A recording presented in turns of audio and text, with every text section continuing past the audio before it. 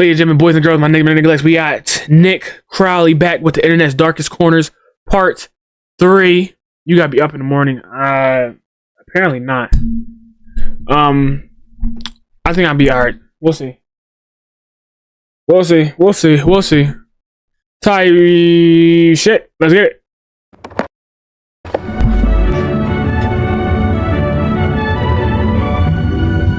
It is the early morning, and the working day of the steam locomotive and its crew is just beginning. That's who she got it from, I think. Following videos contains scenes that maybe...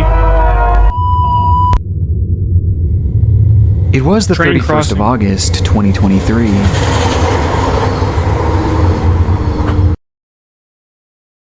Oh! I might be saved.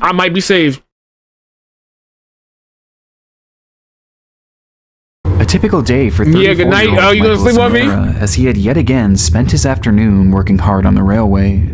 Michael was a welder who had been putting in long hours repairing train tracks in northern Italy, a job he seemed to thoroughly enjoy, as he'd often post various images and videos onto his TikTok page, showcasing this unique work that he was doing.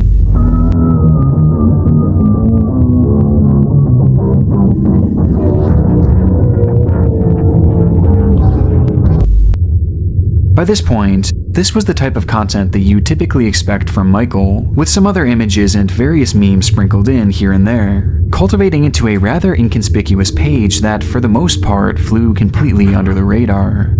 Or at least it did until that final day of August, when Michael would encounter one of the strangest moments of his entire life. The post he'd share was just a single image showcasing what appeared to be one of the tracks he had been working on, with a strange glowing cross at its center. For more context, Michael would write, "It's the first time this has happened to me while I'm balancing the rail. The crucifix came out. God definitely wants to tell me something, even though I've been calling him every day lately, because it's not a good time for me." It was quite the strange coincidence, especially considering that Michael himself was known to be very religious and a devout believer in God, and he had been calling out to God for months looking for some sort of sign to help him out of this dark patch that he had found himself in. And in his mind, this inexplicable red cross was it. It had to mean something, but he just couldn't figure out what. And so we posted the image to TikTok to share it with the world before continuing on with his work, likely having the vision of this cross looming in the back of his mind all day, trying to figure out what exactly this could be foreshadowing. And just 24 hours later, he would get his answer. An investigation's underway after 5 railway workers were killed by a speeding train in northern Italy. They were working on replacing parts of the track at the Brandizzo station near Turin when the locomotive slammed into them. On the 1st of September 2023, just one day following Michael's post, he and 6 others had been continuing their maintenance on the tracks, when, out of nowhere, a train would come hurtling towards them, at a speed far too great to properly react to, as according to reports, the men had been working late at night welding train tracks. As they were busy going about their job, an oncoming train headed straight towards them at 100 miles per hour, killing most of the team of workers and throwing their bodies hundreds of meters in the air. Oh, wow. Within that group, 5 of the 7 men would tragically perish, with the victims being named as Kevin Legana, Giuseppe Sorvillo, Giuseppe Lombardo, Giuseppe Aversa, and Michael Zanera, who was pronounced dead at the scene, passing away on the very tracks that just one day prior had yielded what he and many others believed to be a sign from God. The cause of this tragedy is still currently under investigation, with early reports hinting at it being nothing more than a tragic accident. And whether this glowing red cross was some sort of divine intervention, or just simply an eerie coincidence, Michael's final post remains haunting nonetheless, and has now found a permanent home in the internet's darkest corners.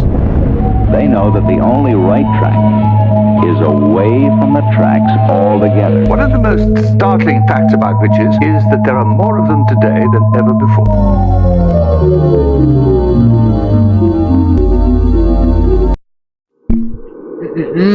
Before we dive into our next rabbit hole, I want to first thank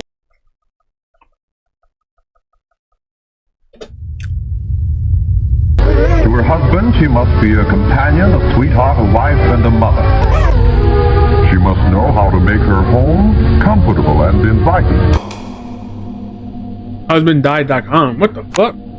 Our next case takes us to Japan, where 18 years ago, one of the strangest websites that I've ever come across would be launched for the world to see.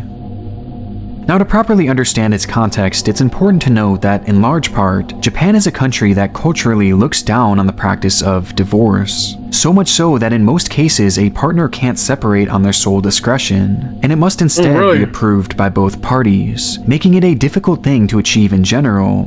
And those that actually are able to go through with it are often judged in an extremely negative light, especially by their family members. For these reasons, couples will often wind up being stuck together regardless of their feelings towards one another. And it's this very sense of being trapped with someone that you don't actually love that can lead to emotions turning sour very quickly, with many eventually reaching the point of pure hatred for their spouse. Hatred that has led to the rise of one of Japan's darkest websites, Daynashin.com, or in English, husbanddie.com. The forum takes inspiration from the manga Death Note, a series in which characters write a name in a book which ultimately leads to their demise. It's a manifestation of sorts, and on Daynashin.com, users are given an outlet to manifest death upon their husbands. But this goes far past just typing their name out and hoping that they eventually perish. Instead, each post contains some sort of description as to why their husband is so hated, and how they wish that they would just die already. What do I have to do to get you to die? Hurry up already. I pray for it every single day. Oh, You're the most selfish person I've ever met. Even the kids hate you, so there is no need for you here. My life started its downfall because I met you. You should have never become a husband or a father. I'm the one who is the biggest fool in all of this for not being able to see that until it was too late. Just disappear from this universe. Just disappear. I keep telling myself that I will be patient until my child becomes of high school age, but every day is nothing but pain. Don't you understand that when you say you won't show your smartphone, you're admitting it? Reserve insurance, full expectation, die before that, and make amends. Posts like these are littered across the site, with thousands of women venting their allegations of infidelity, neglect, and even abuse at the hands of their own husbands. Allegations that society would likely frown upon if they were said out loud. And allegations that would likely lead to divorce, which would be considered far too taboo. And so, with nowhere to go to with these issues, this site has become a space for women to share their dark feelings with others going through these similar issues. Though this goes far past just venting, as users will go as far as to outwardly celebrate the deaths of their husband when it finally does happen. My husband died. Finally, he died. Thank you for granting the god of death my wish. I will spend a lot of time laughing from now on. To which a user responds, congratulations, I envy you. I want to sleep too. I hope that your future will be wonderful. God of death, I also want to be freed from my damn husband. Please take ours with you as well. This concept of the god of death is one that is mentioned countless times across this forum, making it apparent that users genuinely believe that their posts are manifestations, and essentially prayers to this god of death, in the hopes that they will then kill off their troubled husbands. And the Daynashin site leans into this too, taking credit for the numerous deaths with a monthly counter that's proudly displayed on the site's 26 homepage. husbands who died in June? It's this very god of death that so many place their trust into in order to end the lives of their spouse, praying for things like car accidents, heart attacks, and a variety of other terrible health conditions. But while many eagerly wait for their manifestations to come to light, others aren't so patient. I want to somehow find a way to kill my husband without getting caught. I'll pretend to be sad when he dies, so please really die? I hate him from the bottom of my heart, and if I make him shut up, I would win. I hate myself for why I married such a person. This post in particular has become one of the more notorious entries on the site, given its users' outward admission of their murderous desire. Though truthfully, it's one of thousands, as many others even take this a step further. Like one post that was so disturbing that YouTube made me remove it from this video, as it quite literally gave step-by-step instructions on how to poison your husband without him noticing, mentioning how they slipped up to 1,200 milligrams of this certain drug into their husband's drinks every single day, a drug that would slowly cause the liver to fail, but would likely never really be noticed by regular hospital staff, making it essentially a foolproof way for them to kill their husbands. And this is one of many posts like this outlining how to murder your husband and get away with it, with many even reporting their progress as it happens, due to the fact that poisoning someone in this manner takes months and even years to successfully complete. Everything about DonnaSheen.com is terrible, as the posts themselves are twisted enough, but you also have to factor how bad these women's lives are at home, many of whom are quite clearly stuck in abusive relationships. And beneath all the darkness of this site is another layer that's honestly just very sad, as there are many users who call to the god of death to take themselves, accepting that there is no escaping their situations and not wanting to deal with it anymore, manifesting accidents and health issues onto themselves as to not shame their family by intentionally their own lives. Despite the depressing and concerning nature of this entire website, DonnaSheen.com still remains relatively active all these years later, and stands as one of the darkest rabbit holes that I've gone down all year. Its engines are warming up, and inside the cab sits Mr. Schroeder, the engineer who has driven locomotives for many years. The safety of all the passengers depends on his skill and watchfulness. Last call from Metrolic. Fire Department paramedic on 58, what's the address of the emergency?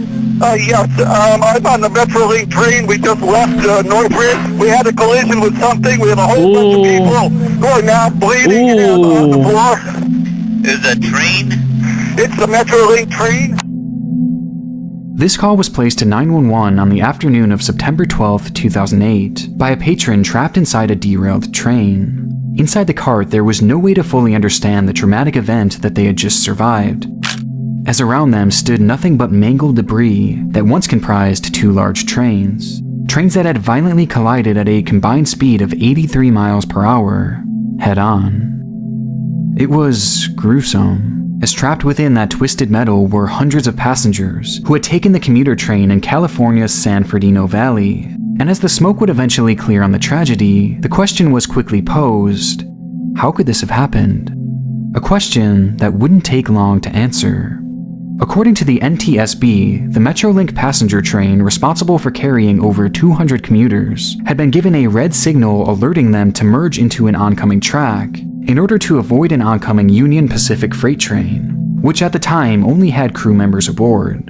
Based on their positioning, the Union Pacific freight train had the right of way, though despite this and being given the clear signal, Metrolink's engineer Robert M. Sanchez failed to adhere. In fact, despite the impending collision seemingly being imminent, the brakes were never so much as tapped. A startling phenomenon that is only really understood when sifting through the man's phone records. Meanwhile, authorities are now confirming the engineer had been text messaging the day of the accident.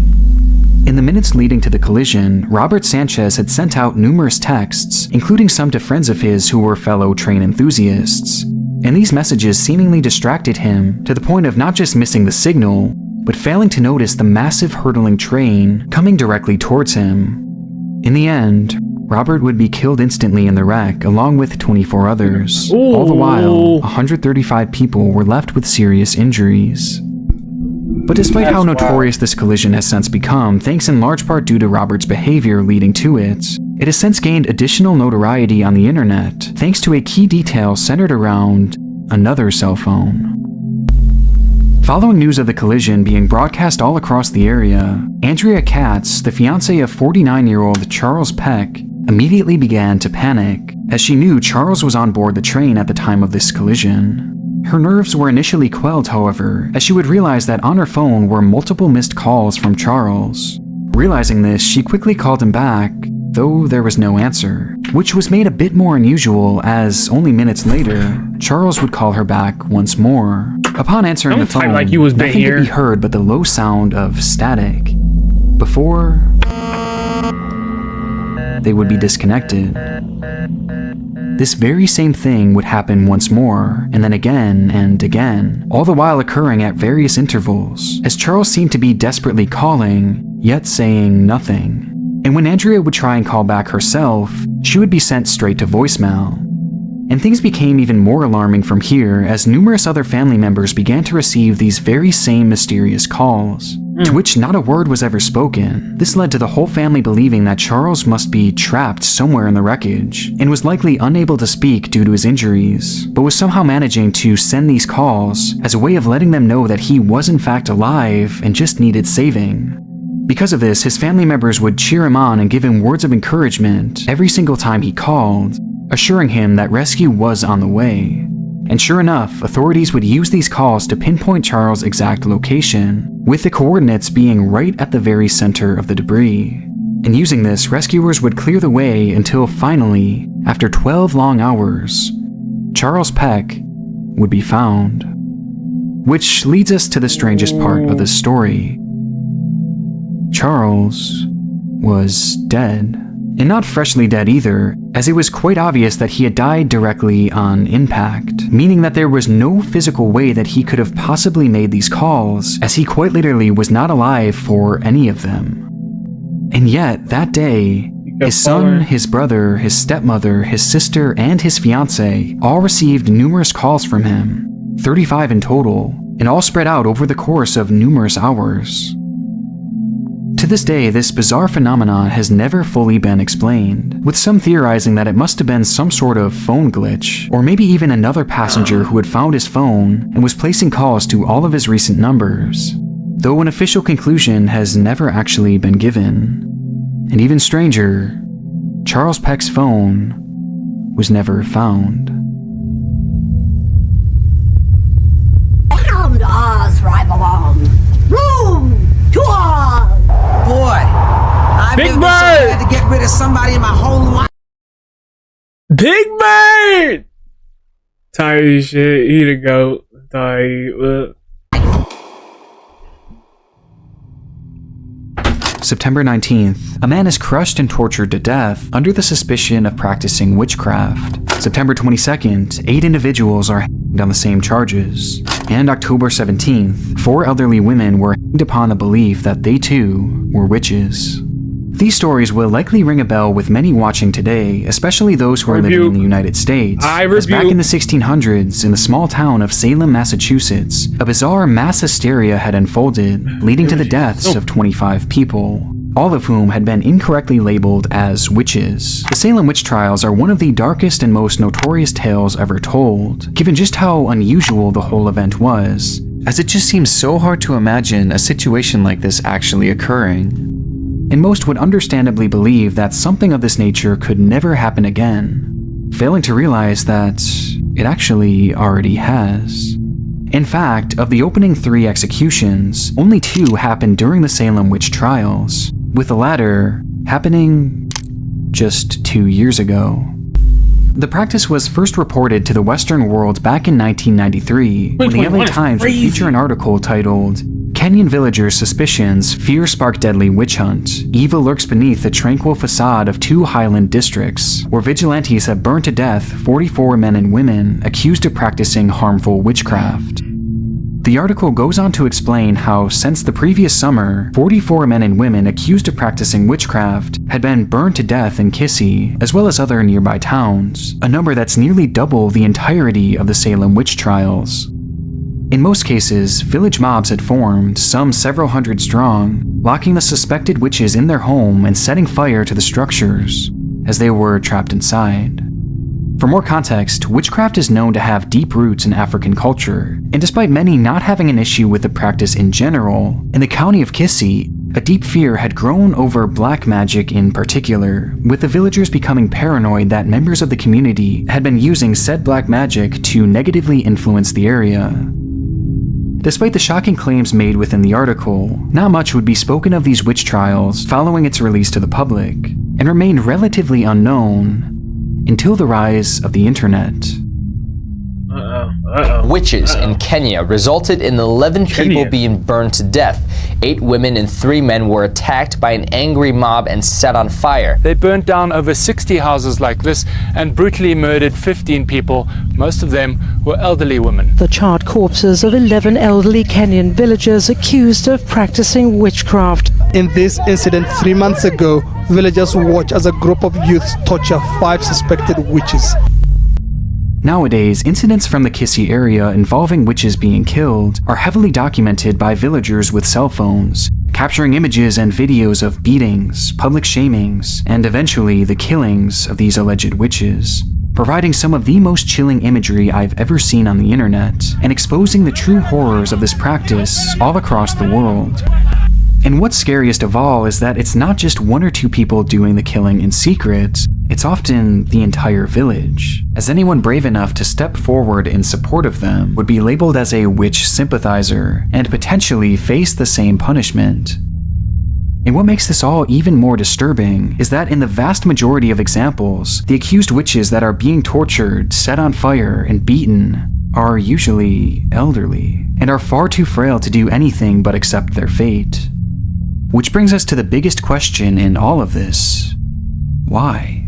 Exactly. Well, despite the practice of executing witches being ingrained in this area's history, it's supposedly only really within the past 40 years or so that things have progressed into the barbaric attacks that they've become today, prompting some to believe that the ingrained fear of black magic has led to some sort of mass hysteria among the villagers, causing them to react in such a crazed manner, which has remained persistent for years on end now. Though there is one other element to consider. In the Kissy region, land is one of the most valuable things you can own, and coincidentally, when these supposed witches are killed, it just so happens to free up their land for the taking, which makes it all the more interesting when you consider that most of these victims just so happen to be elderly landowners. And it goes even deeper than that, as not only are these elderly landowners killed, but due to their designation as witches, the family members they leave behind are usually exiled or even killed due to their relation to the witch, meaning that the land can't be passed down to their next of kin as there would be no family left in the area, making that land essentially open for the taking, thus allowing the accuser or accusers to take ownership. The incentive is certainly there for people to take advantage of this widespread fear of witches in order to essentially get free land with no real punishment, and I honestly think this greed surrounding land, at the very least, plays a role in this whole situation. Though truthfully, I wouldn't be surprised if this was some sort of combination of culture, mass hysteria, and land all rolled into one, leading to the worst of humanity being brought out.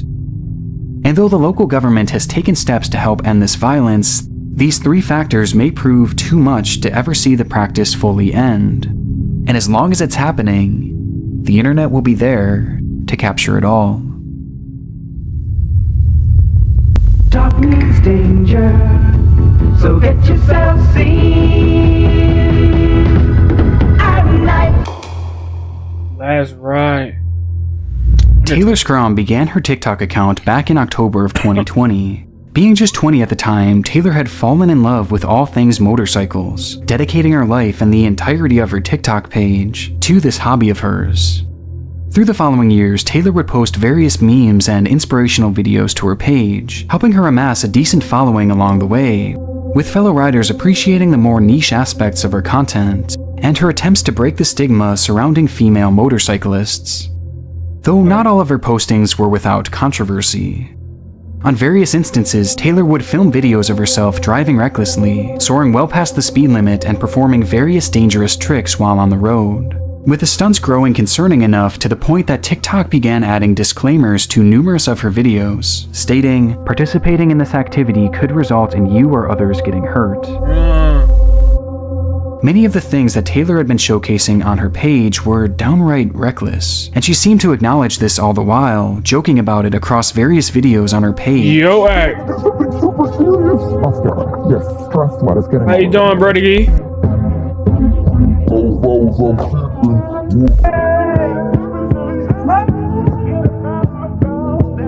Leading some to believe that Taylor had a death wish, or she seemingly just couldn't believe that a rider of her caliber could ever get into an accident, hinting at this on numerous occasions and showing no signs of changing her behavior. And she continued doing so all the way up until the 23rd of May, when her most notorious video yet would be released. Yeah, missed over here, yeah. Welcome to the hospital, perfect town. Let me have some rules for this handling solo dolo over here.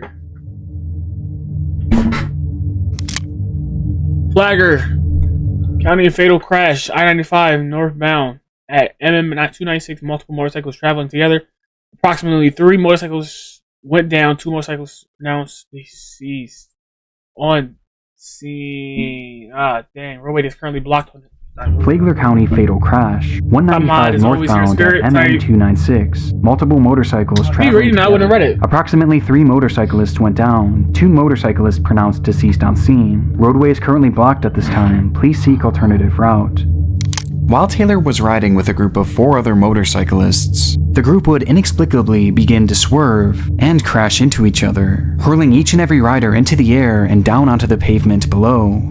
With it all happening so randomly and so quickly that a large SUV heading straight for them was unable to stop in time, running over each of the riders. 22-year-old Taylor Scrome was pronounced dead on the scene, along with one other 29-year-old man, with this crash occurring just a single day after this final TikTok post.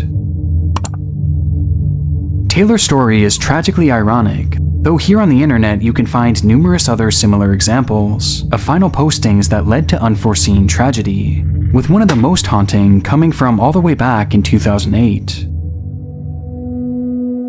Alright guys, I'm new here and I have a question. As I'm driving in M mode, with the car set to P500 Sport and everything set to max, as I shift with the pedal shifters, it sounds like the transmission is banging into gear, like there is a thud that comes from the trunk when I upshift. Could this be due to the way that I'm shifting, or is this normal? And if so, is there any trick to working the shift? Let me say I am a beginner when it comes to high performance cars, as I'm only 18, so take it easy on me.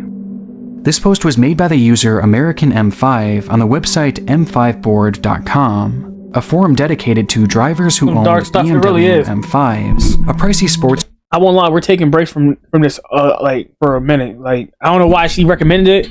It didn't dip. Car revered by many thanks to its high speed.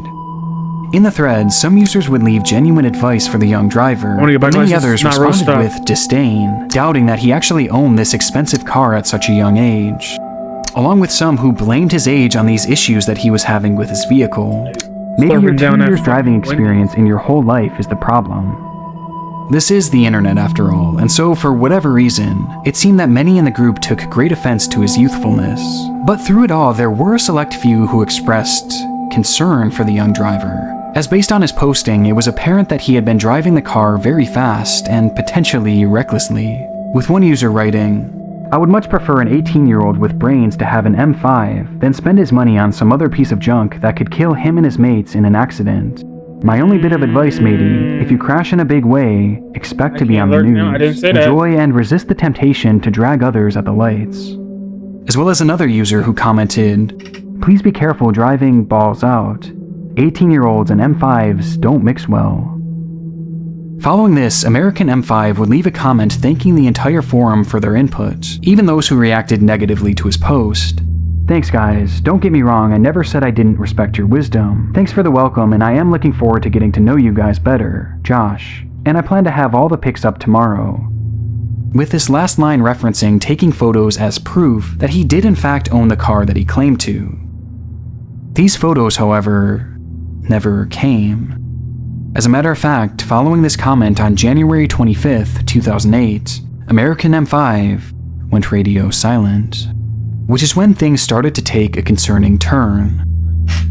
The very next day, on January 26th, news would break of a high-speed accident having taken place at 3:54 in the morning near Jacksonville, Florida, involving a car filled with 5 occupants, all between the ages of 18 to 20. According to the report, the group had driven their car onto a private airstrip in the area and had been driving at dangerously high speeds before the driver lost control and ended up soaring off the edge of an 85-foot high embankment, leading to the instant death of all 5 inside the vehicle, with the driver being identified in the report as Joshua Amarato, an 18-year-old who happened to be driving a BMW M5. The news immediately made its way to the thread, where one user commented, "Hey, American M5 lives in Florida, is 18, drives a gray M5, and signed one of his posts above, Josh. OMG, I hope this is not him." And another saying, "American M5, you better respond to M5 board ASAP, we all worry now." Though Josh would never post to this thread again. And from that day on, no activity would ever come from the American M5 account, making it all too likely that he was the one behind the wheel of that terrible accident. Right. That's the last one, I think. Man, that's crazy. That's crazy.